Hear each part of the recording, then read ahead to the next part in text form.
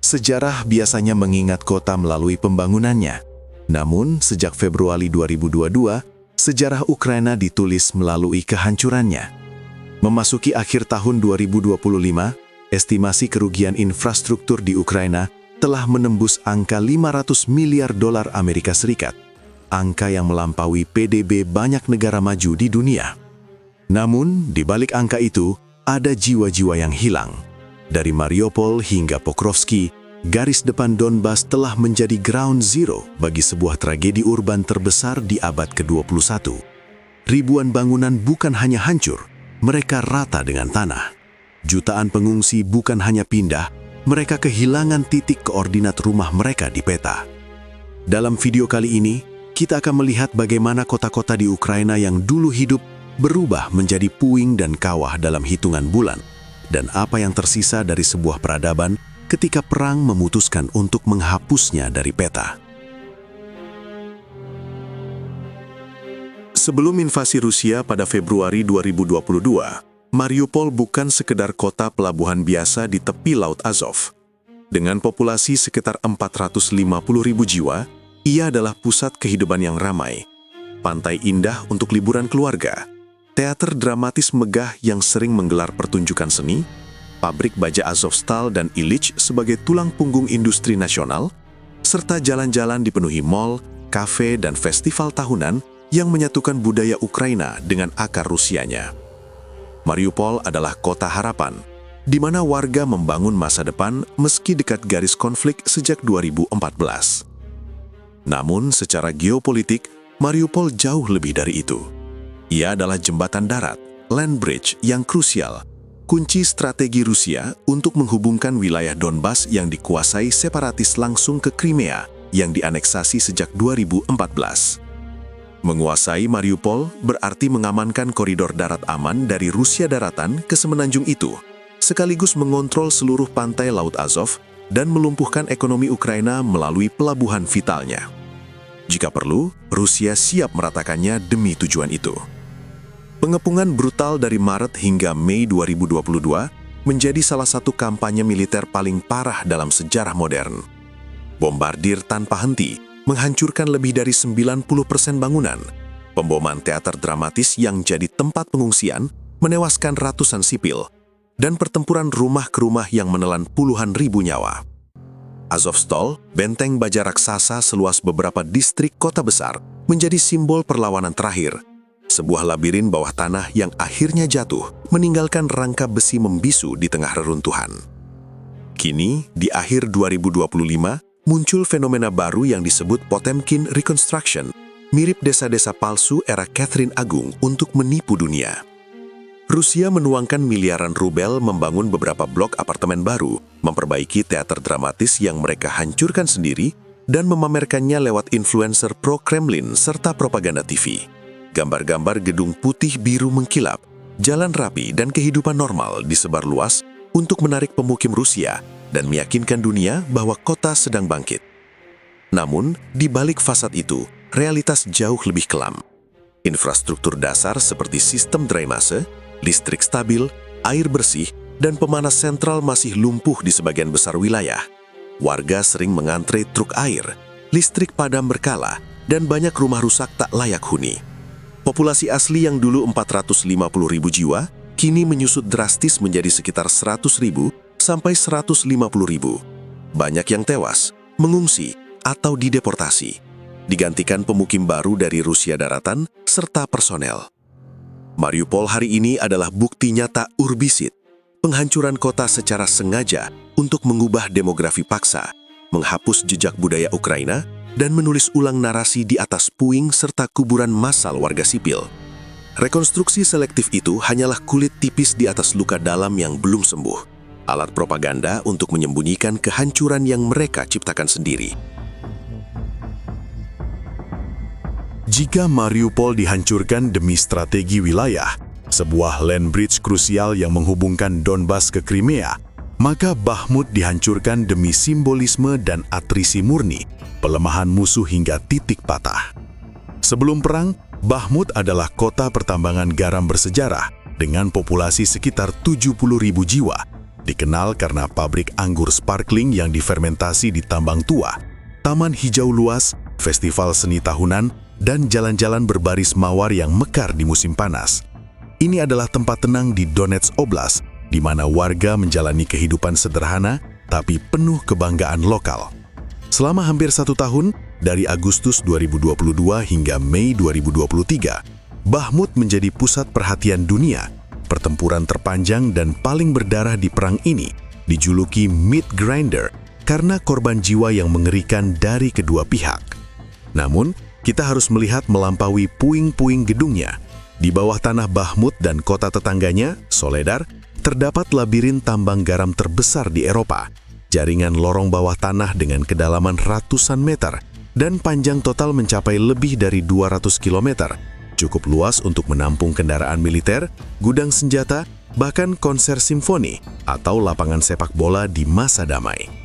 Tambang ini dikelola Artemsil, menyumbang 90% garam Ukraina sebelum perang dan jadi daya tarik wisata unik dengan ruang-ruang kristal garam yang megah.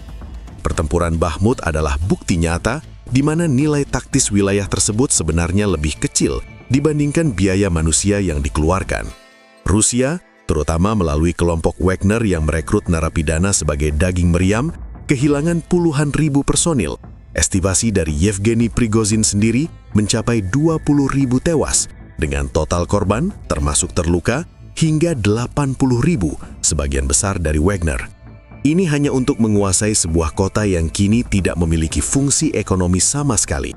Industri garam lumpuh, tambang rusak, dan produksi garam nasional harus diimpor untuk pertama kalinya dalam sejarah modern Ukraina.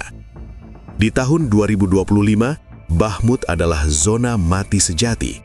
Tidak ada rumah sakit yang berfungsi, tidak ada sekolah, tidak ada pasar, hanya puing total yang dibandingkan Zelensky dengan Hiroshima pasca bom atom. Drone footage dan satelit maksar menunjukkan landscape apokaliptik, bangunan tinggi roboh, jalan penuh kawah bom, dan hampir tak ada tanda kehidupan sipil. Populasi yang dulu 70.000 jiwa, kini 0. Kota ini dihapus dari peta tanpa rekonstruksi signifikan oleh Rusia yang menguasainya sejak Mei 2023. Ini adalah contoh tragis di mana perang berubah menjadi obsesi untuk menang, meskipun yang dimenangkan hanyalah tumpukan bata dan debu. Kehancuran Bahmut menunjukkan bahwa dalam perang atrisi, kemenangan seringkali hanyalah sebuah kekalahan yang tertunda, biaya manusiawi yang tak terbayar, simbolisme kosong di atas reruntuhan yang tak bernilai lagi. Bergerak ke arah barat dari puing-puing Mariupol, kita menemui Avdiivka, sebuah kota yang selama hampir 1 dekade berdiri sebagai tulang dalam tenggorokan bagi pasukan separatis dan Rusia di Donetsk Oblast. Sebelum invasi penuh 2022, Avdiivka adalah pusat industri sederhana dengan populasi sekitar 30.000 jiwa, sekolah ramai dengan anak-anak belajar, rumah-rumah beton Soviet yang tangguh, kafe lokal untuk berkumpul, dan kebun kota yang memberikan sedikit kehijauan di tengah lanskap pertambalan. Kunci dari semuanya adalah pabrik kokas Avdiivka, bukan sekedar tempat kerja bagi ribuan warga, tapi jantung energi nasional. Kokas yang diproduksi di sini, bahan bakar vital untuk industri metalurgi, menopang pabrik baja Ukraina, termasuk yang mendukung ekonomi perang. Avdiivka bukan hanya kota, ia adalah simbol ketangguhan, sudah bertahan sejak konflik 2014 sebagai benteng terdepan Ukraina. Secara geopolitik, posisinya dekat Donetsk membuat Avdiivka jadi ancaman konstan bagi Rusia, sebuah benteng yang menghalangi ekspansi ke barat dan melindungi jalur suplai Ukraina. Jatuhnya kota ini di awal 2024, tepatnya Februari, menandai perubahan doktrin perang urban. Rusia menggunakan taktik pengeboman saturasi masif dengan bom luncur berpemandu, glide bombs seberat 500 hingga 1.500 kg, menghancurkan lebih dari 90% infrastruktur dalam hitungan minggu. Gedung-gedung beton yang dulunya jadi tempat pertahanan aman bagi tentara Ukraina, kini berubah jadi perangkap maut, runtuh di bawah hujan bom, menjebak penghuni di bawah reruntuhan. Ini bukan sekedar pengepungan, ini adalah penghancuran sistematis dengan korban sipil ribuan dan evakuasi massal, meninggalkan kota seperti zona apokaliptik. Pasca Avdiivka, ancaman langsung bergeser ke Pokrovsky, kota tetangga yang kini jadi pusat logistik terakhir Ukraina di Donbas. Di akhir 2025, Pokrovsky dulu adalah kota yang ramai dengan stasiun kereta api vital dan populasi 60.000 jiwa. Menghadapi tekanan serupa, Rusia maju secara bertahap merebut Mirnohrad di dekatnya pada akhir Desember dengan pertempuran urban sedang berlangsung di pinggiran Pokrovsky. Jika Pokrovsky mengikuti jejak Avdiivka, seluruh sistem pertahanan Ukraina akan kehilangan jalur suplai kereta api utamanya, memutus rantai logistik ke barat, dan melemahkan posisi di seluruh front. Kita sedang menyaksikan proses sistematis di mana Rusia menguliti lapisan demi lapisan kota benteng Ukraina, dari Avdiivka ke Pokrovsky, untuk melumpuhkan kapasitas tempur mereka secara keseluruhan, satu bom demi satu bom.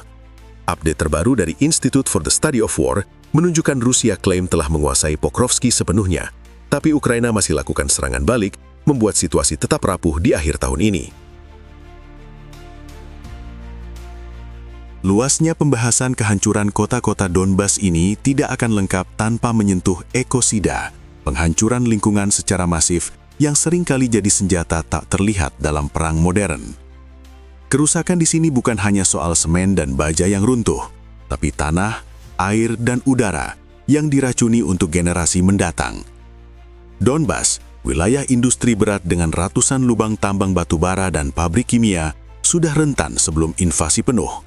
Ketika kota seperti Marinka, Avdiivka, atau Bakhmut dibombardir tanpa henti, limbah beracun dari fasilitas rusak merembes ke air, tanah, mencemari sungai dan akuifer yang jadi sumber air minum jutaan orang.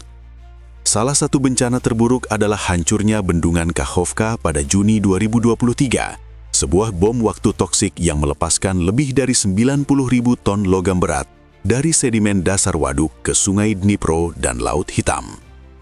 Banjir besar membunuh ribuan hewan, menghancurkan habitat, dan mencemari air irigasi, sementara sedimen kering kini meniupkan polutan ke udara.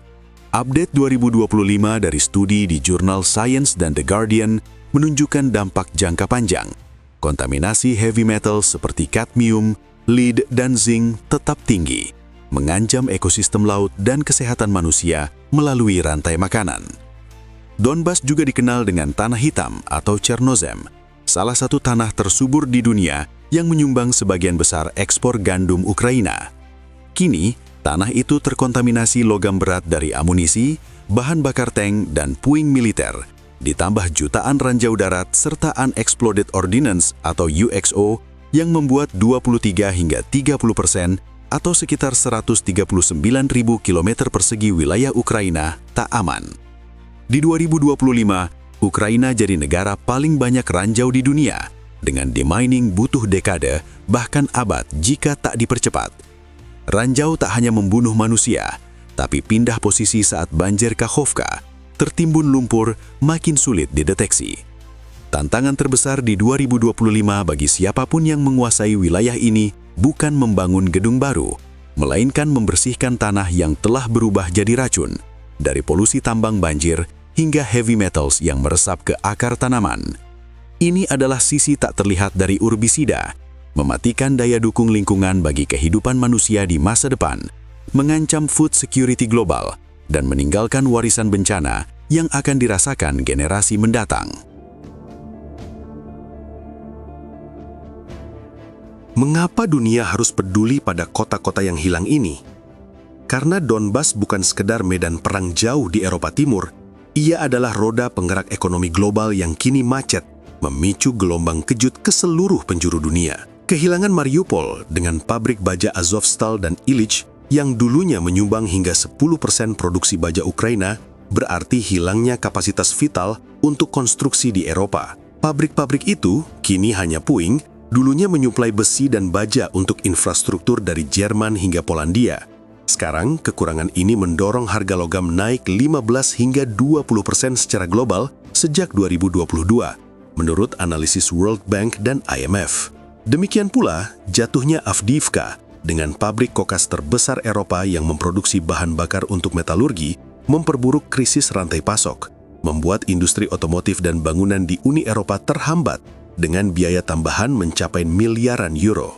Dan jika Pokrovsky, pusat logistik terakhir Ukraina di Donbas, mengikuti jejak mereka seperti yang diklaim Rusia akhir Desember 2025, gangguan permanen pada ekspor gandum akan semakin parah.